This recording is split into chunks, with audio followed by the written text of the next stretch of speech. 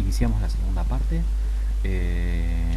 La idea es que todas estas partes duren más o menos entre 20 y 25 minutos, como para que ustedes también mantengan la atención adecuada, y para que también entre parte y parte tengan tiempo, si quieren, se preparan unos mates, un café, un té, lo que les guste tomar.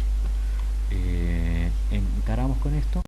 Nos habíamos quedado con la primera parte, nos habíamos empezado a meter con qué pasaba cuando se desarrollaba la insuficiencia cardíaca, o sea, cuando no puedo sostener un volumen minuto acorde a las necesidades metabólicas básicas. Los objetivos de esta segunda parte, ahora sí nos vamos a meter de lleno en analizar la fisiopatogenia y los factores predisponentes, habiendo hecho un mini repaso y una aplicación inicial de los conceptos vistos previamente. Luego vamos a describir de manera específica la participación de la angiotensina 2, o sea, una sustancia específica, una hormona, en la fisiopatogenia de la insuficiencia cardíaca, y luego vamos a empezar a correlacionar los mecanismos de hipertrofia con alteración de las propiedades cardíacas. Como para allá dejamos empezando a separar a la insuficiencia cardíaca según varios tipos que en la tercera parte, cuando digamos nos vamos a concentrar bien en clasificar. Bueno, nos habíamos quedado en que lo que sucedía, o una de las tantas cosas que sucede en el desarrollo de la insuficiencia cardíaca, es en el estasis, el estancamiento de sangre en el sitio de circulación retrógrado al ventrículo que está fallando, ¿sí? Le hace estancamiento en venas, ¿sí? La pregunta es, entonces, ¿qué pasa cuando se acumula líquido en las venas? Lo que pasa es que la presión hidrostática adentro del capilar, o adentro del vaso en general, ¿sí? Nos vamos a parar en el capilar, ¿sí? Va a aumentar. O sea, si tengo mayor cantidad de líquido, el vaso está más lleno y por lo tanto hay un aumento de la presión en la luz del vaso, ¿sí? Ahora, ese aumento es tal que dentro del territorio venoso, que lo que se supone, lo que nosotros sabemos a grandes rasgos, es que reabsorbe el líquido, ¿sí? Para llevarlo de vuelta hacia la cámara cardíaca, en vez de reabsorber el líquido, esta relación se invierte, ¿sí? Como pueden ver acá en la diapositiva. ¿Dónde está el puntero? Acá está el puntero. Se invierte esa relación, y en vez de reabsorber el líquido y recuperarlo, ¿sí? Que se vaya de nuevo para allá, para dentro del corazón, se invierte y se filtra, como si fuese, ¿sí? Un extremo más arterial del capilar, ¿sí? O sea, lo mando, tengo tanto líquido acá adentro que termina filtrándose hacia el intersticio. Termino generando un aumento del líquido intersticial. ¿Cómo se llama el aumento patológico del compartimiento intersticial? Se llama edema, ¿sí? Entonces, ¿qué pasa cuando se acumula líquido en las venas? Genera edemas, ¿sí? Todo esto de la filtración para un lado, para el otro, la participación de las presiones hidrostáticas, coloidosmóticas, entre capilares y el intersticio, se denominan leyes de Starling, ¿sí? Como el de Frank Starling, pero Starling solo, ¿sí? Porque no estuvo Frank. Entonces ya sabemos que el problemita de que se me acumule sangre en las venas es que me genera edemas. Bien, pasamos a la siguiente. Acá, como para charlar un poquito, ¿de dónde sale la insuficiencia cardíaca? O sea, ¿de dónde sale esto de la disminución del volumen minuto por debajo de las necesidades o incapacidad del volumen minuto de satisfacer las demandas metabólicas, bla, bla, bla? Hay un montón de factores que pueden causar o que se relacionan con el desarrollo de insuficiencia cardíaca. Ahora, a la cabeza, el 75% de todas las personas que desarrollen insuficiencia cardíaca van a tener dos grandes entidades: o hipertensión arterial o enfermedad coronaria, ¿sí? Ahora, claro, ¿de dónde sale la hipertensión y la enfermedad coronaria? De un montón de factores, ¿sí? Algunos controlables, otros no, como puede ser la edad, que obviamente no lo podemos controlar, pero otros que, digamos, sí son factores que o la genética, que tampoco la podemos controlar porque no la podemos elegir, pero otros factores que sí tienen que ver con cuestiones, digamos, prevenibles, ¿sí? Como puede ser el consumo de sustancias tóxicas como el tabaco, obesidad, eh, dieta inadecuada, sedentarismo, todas esas cosas que tienen que ver con la prevención, ¿sí? O sea, el desarrollo de insuficiencia cardíaca en la mayoría de los casos es algo, ¿sí?, en donde falló la prevención, ¿sí? Si bien, bueno, en realidad también hay una correlación importante entre edad y desarrollo de insuficiencia cardíaca. eh, los casos, digamos, más tempranos en general son prevenibles. Después, igual, más allá de eso, hay un montón de otras causas que digamos, guardan relación con el desarrollo de insuficiencia cardíaca, como pueden ser valvulopatías no corregidas, consumo de alcohol. El consumo de alcohol, en realidad mucho alcohol y durante mucho tiempo, puede o se relaciona con desarrollo de miocardiopatía alcohólica. Estados endocrinológicos como por ejemplo la tirotoxicosis, que sería en realidad un hipertiroidismo agudo, hablando de esa manera. Existen, digamos, miocardiopatías asociadas al mismo embarazo, o sea, un estadio fisiológico, miocardiopatías que puede ser una afección viral. Hay algunos fármacos que se relacionan con cardiotoxicidad idiopática, o sea, te puede pasar porque mala suerte. Y la dejé para lo último, pero no menos importante, tener en cuenta que estamos en Argentina y en Argentina hay Chagas. Si bien en la provincia de Buenos Aires no está documentada la transmisión de Chagas, sí está, digamos, sí tenemos una prevalencia alta de Chagas. O sea, no hay casos de Chagas porque no hay vinchucas, o no hay vinchucas infectantes en realidad, pero sí eh, tenemos en la provincia de Buenos Aires es en donde justamente más personas con Chagas hay en la Argentina, para tener en cuenta. Paso a la siguiente. Bien, ya vimos cuál es el problemita de que se nos acumule sangre, ya vimos qué es la insuficiencia cardíaca. Tenemos que empezar a pensar cómo se produce la insuficiencia cardíaca. Seguramente se produzca por alguna lesión cardíaca.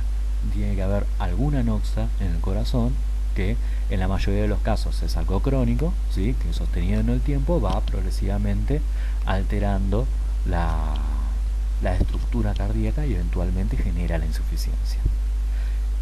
Para ese caso, si bien la mayoría, y en realidad la clase está enfocada a la insuficiencia cardíaca crónica, existe la insuficiencia cardíaca aguda.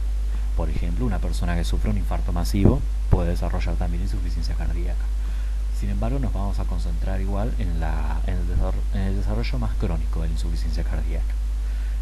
A grandes rasgos, las dos grandes noxas que afectan o que pueden afectar de manera crónica al corazón y causarle un daño estructural son las sobrecargas. Tengo dos grandes tipos de sobrecarga: la de presión y la de volumen, ¿sí? Ambas van a lesionar al músculo cardíaco, van a causar una alteración estructural y van a generar una tendencia hacia el desarrollo de insuficiencia cardíaca. Respecto a la sobrecarga de presión, lo que me parece que está bueno tener en cuenta es qué cosas sobrecargan con presión al corazón, y seguramente algo que, digamos, genere que el corazón tenga que hacer más presión para vencer algo que está del otro lado. Lógicamente, les estoy hablando de algo que me aumente la poscarga.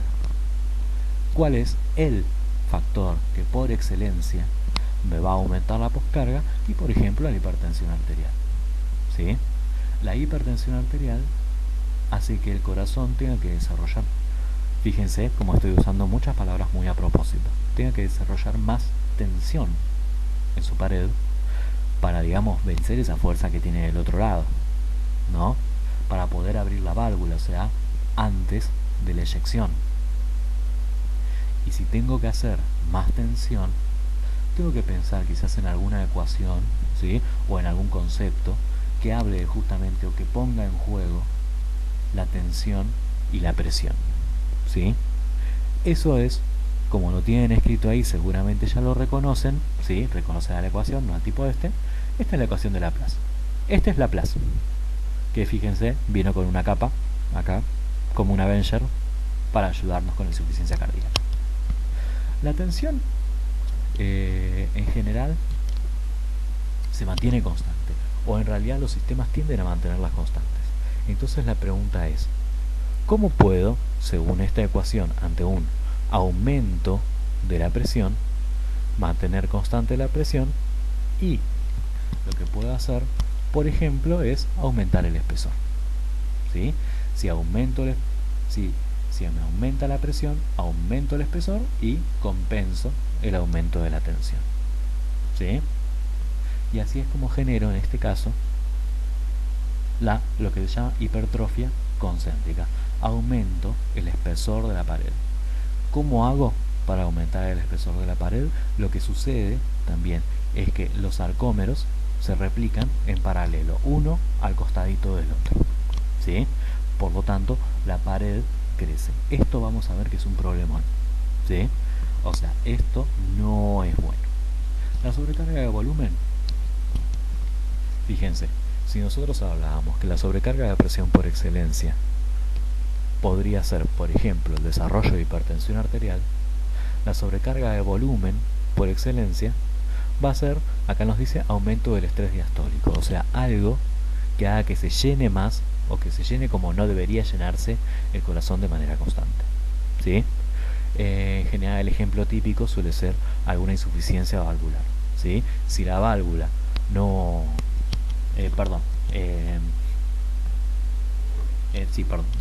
una insuficiencia valvular, o sea, si la válvula no cierra como debe, el corazón se llena de manera constante, ¿sí? Si el corazón se llena de manera constante, esta sobrecarga de volumen lo que produce también es no tanto un aumento del espesor de la pared, porque esto ya no se cumple tanto, ¿sí? Lo que sí produce es un aumento de la longitud de la pared, o sea, un aumento de la luz del corazón, ¿sí? Sobre esto vamos a volver ahora en un ratito. Por ahora, créanme, esto se llama hipertrofia excéntrica. Pasamos. Bien, ahora nosotros dijimos, la hipertrofia es mala, mala, mala. Dijimos que esto nos trae un problemón. Lo que no dijimos es por qué. Entonces, veamos entonces qué produce un ventrículo patológicamente hipertrofiado. Vamos a ver un poco los dos casos. Para el caso de la hipertrofia concéntrica, fíjense, esto es un corte de un corazón donde se puede evidenciar el ventrículo izquierdo, se ve ampliamente engrosada su pared, ¿sí? Fíjense que el aumento del grosor de la pared también genera una disminución de la luz. Y toda esta pared también compromete una propiedad mecánica cardíaca que es la relajación o lusitropismo, ¿sí? Si el corazón está completamente engrosado, no se puede relajar como debería, ¿sí? Y el corazón no puede llenarse como debería. ¿Qué pasa en la hipertrofia excéntrica? ¿Se acuerdan lo que habíamos hablado?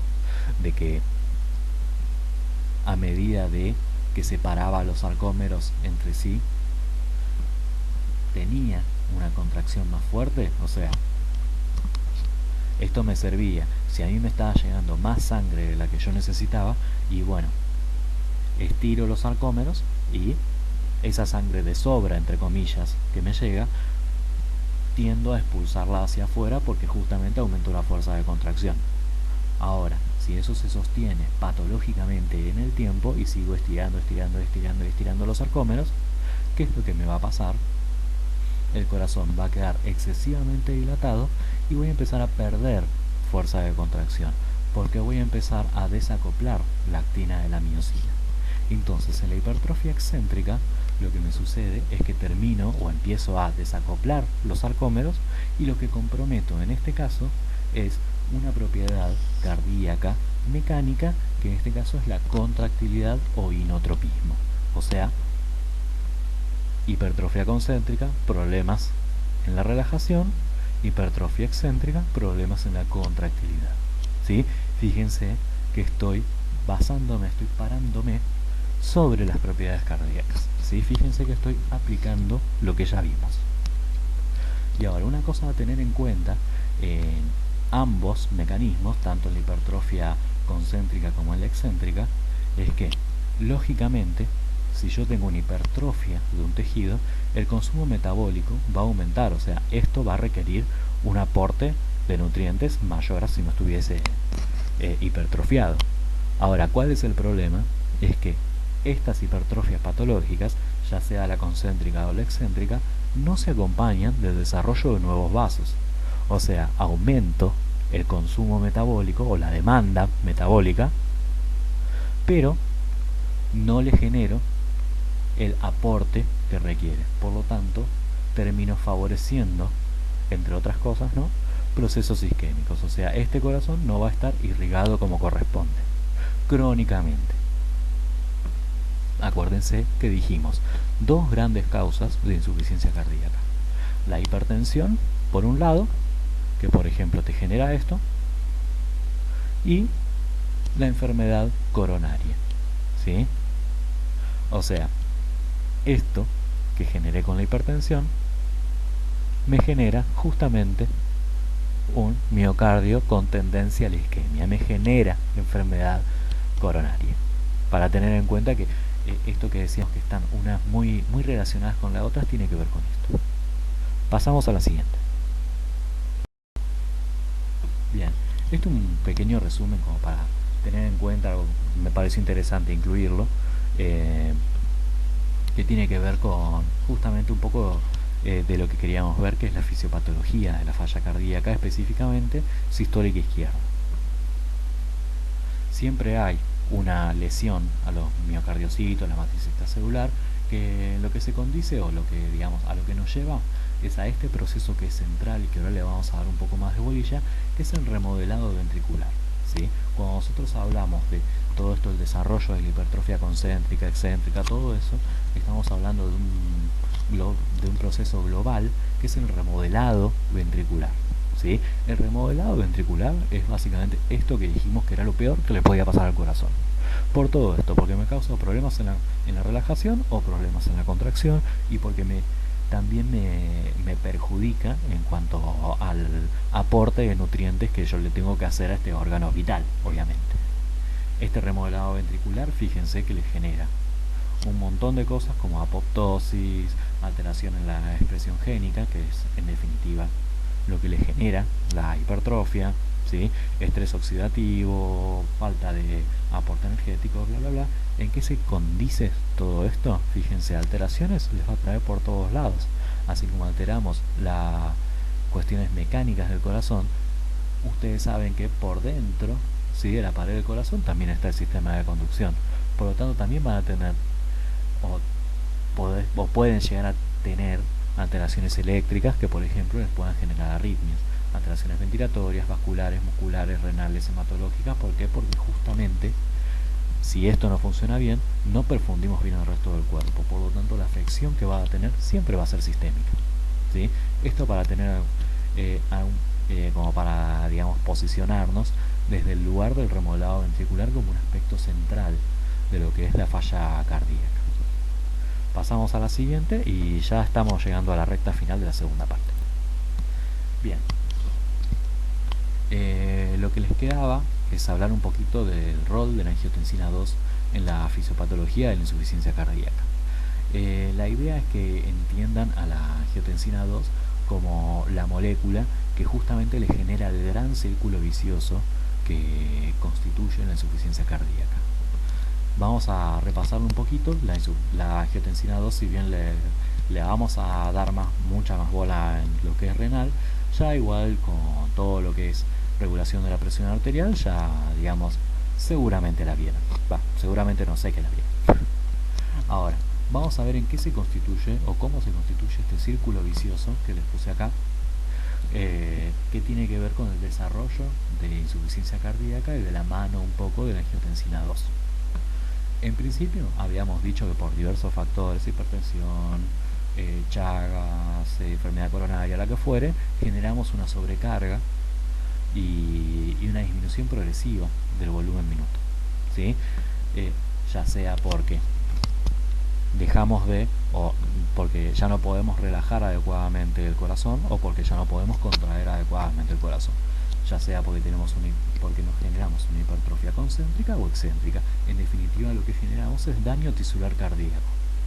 El corazón responde a ese daño con remodelado, y ese remodelado genera o una hipertrofia concéntrica o una hipertrofia excéntrica, o otra cosa, genera primero una y después la otra. No lo piensen en términos tan binarios. Ahora, ¿qué dijimos que generaba esa disminución progresiva del volumen minuto? Si yo no echo la sangre para adelante, la sangre se me acumula atrás, ¿sí?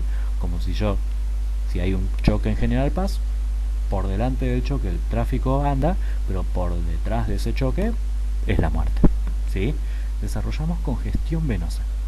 Nosotros ya sabemos que, debido a las fuerzas de Starling, lo que vamos a generar con la congestión venosa son edemas. ¿Dónde van a estar esos edemas? En la circulación que nosotros hayamos comprometido. Si falló el ventrículo izquierdo, lo vamos a tener en la circulación menor, porque detrás del ventrículo izquierdo está la aurícula izquierda, que si seguimos el caminito hacia atrás está conectada con las venas pulmonares, que obviamente van a los pulmones. Si no falla el ventrículo derecho, detrás del ventrículo derecho está la aurícula derecha, que a su vez está conectada con las venas cava superior e inferior, que están, digamos, en relación con la circulación mayor. O sea, voy a generar edemas en circulación mayor o circulación menor. ¿De qué depende? De qué ventrículo se afecte. ¿Qué es lo que me va a generar ese edema?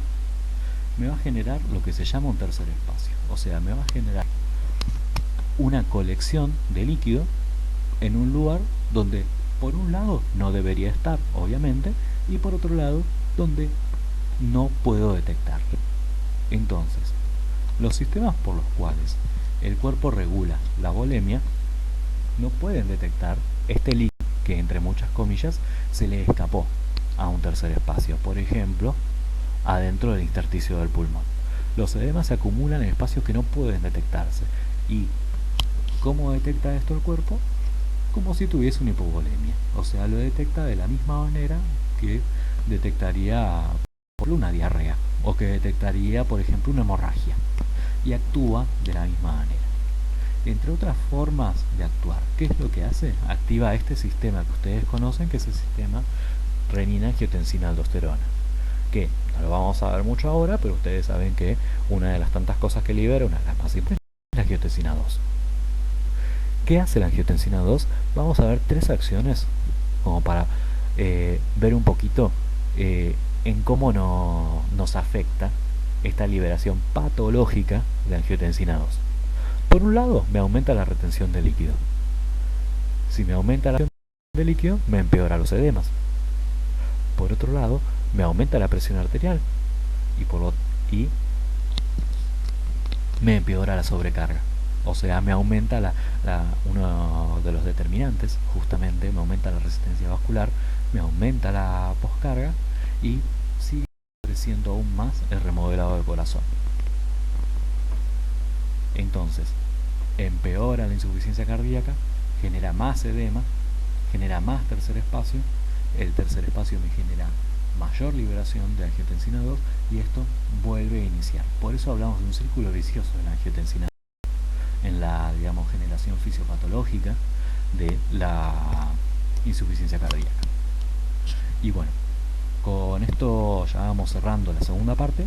En la tercera vamos a hablar ya de clasificaciones y vamos a empezar a ver un poco las características clínicas que tienen las personas con insuficiencia cardíaca.